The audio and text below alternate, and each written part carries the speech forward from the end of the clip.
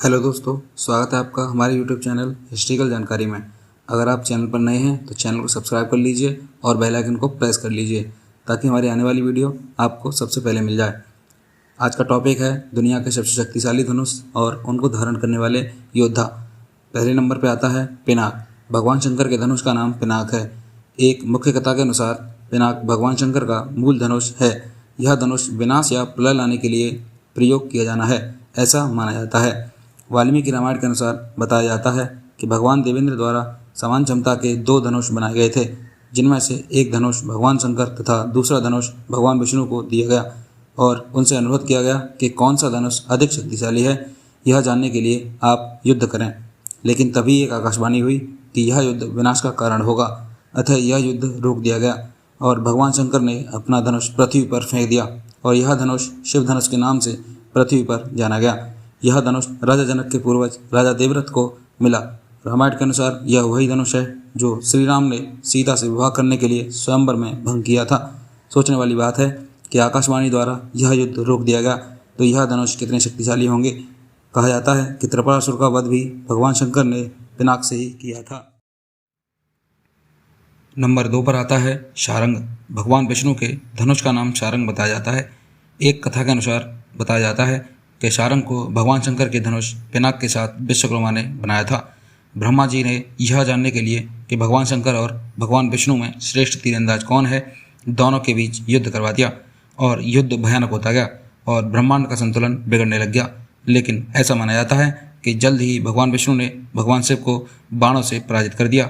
आप मुझे कमेंट्स में बताइए, क्या आपके अनुसार भगवान विष्णु ने भगवान शिव को पराजित कर दिया होगा या नहीं। ऐसा माना जाता है कि यह युद्ध के बाद भगवान विष्णु ने अपना धनुष ऋषि ऋचिक को दे दिया। बाद में यह धनुष ऋषि ऋचिक के पौत्र तथा भगवान विष्णु के छठे अवतार भगवान परशुराम को प्राप्त हुआ। ऐसा बताया जाता है कि परशुराम ने जीवन का उद्देश्य पूरा होने पर शारंग को विष्णु के अगले अवतार भगवान राम को दे दिया और भगवान राम ने इस धनुष को वरुण को दे दिया, जो कि जलमंडल के देवता हैं। ऐसा भी माना जाता है कि यह धनुष वरुण ने खांडव दहन के दौरान भगवान कृष्ण को दे दिया था। बाद में श्री कृष्ण ने मृत्यु से पहले यह धनुष वरुण को महासागर में फेंककर वापस कर दिया था। नंबर 3 पर आता है कोदंड। कम ही लोग जानते हैं कि भगवान राम के धनुष का नाम क्या है। भगवान राम के धनुष का नाम कोदंड था। यह कहा जाता है कि भगवान राम ने अपने इस धनुष का प्रयोग बहुत ही कम किया है। रामायण के अनुसार जब समुद्र पार करने के लिए भगवान राम ने समुद्र से विनती की, लेकिन समुद्र ने रास्ता नहीं दिया, तब क्रोध में आकर समुद्र को सुखाने के लिए कोदंड पर तीर चढ़ा दिया। यह देखकर समुद्र घबरा गया और श्री राम से क्षमा मांगी। नंबर 4 पर आता है विजय धनुष। महाभारत काल में एक से बढ़कर एक योद्धा थे, लेकिन कर्ण जैसा महान योद्धा कोई नहीं था। कहा जाता है कि अगर कर्ण से उसके कवच और कुंडल नहीं मांगे होते तो उसका सामना करने की हिम्मत किसी भी योद्धा में नहीं थी। कर्ण के धनुष का नाम विजय धनुष था। विजय धनुष कर्ण के गुरु भगवान परशुराम ने स्वयं उसको दिया था और कहा था कि जब तक मेरा यह धनुष तुम्हारे हाथ में रहेगा तुम्हें संसार का कोई भी योद्धा परास्त नहीं कर सकता।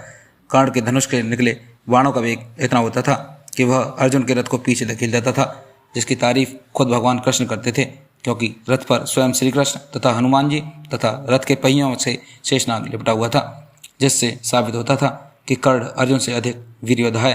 कर्ण का विजय धनुष किसी भी अस्त्र शस्त्र से खंडित नहीं हो सकता था।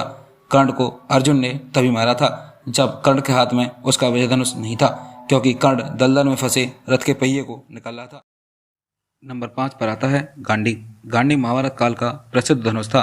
एक कथा के अनुसार ऐसा माना जाता है कि कंठो ऋषि कठोर तप करने में लीन थे और उनके शरीर पर दीमक ने बामी बना ली। बामी और आसपास की मिट्टी पर बांस उगाए थे। ब्रह्मा जी कंठो ऋषि को वरदान देने के बाद उन बांसों के सदुपयोग के लिए ले गए। ब्रह्मा जी ने यह बांस विश्वकर्मा को दे दिए। विश्वकर्मा ने उससे 3 धनुष बनाए, उनमें एक गांडी भी था। कहा जाता है गांडी धनुष अलौकिक था। यह वरुण देव के पास पहुंचा और वरुण देव ने अग्निदेव को दे दिया तथा अग्निदेव से अर्जुन को प्राप्त हुआ।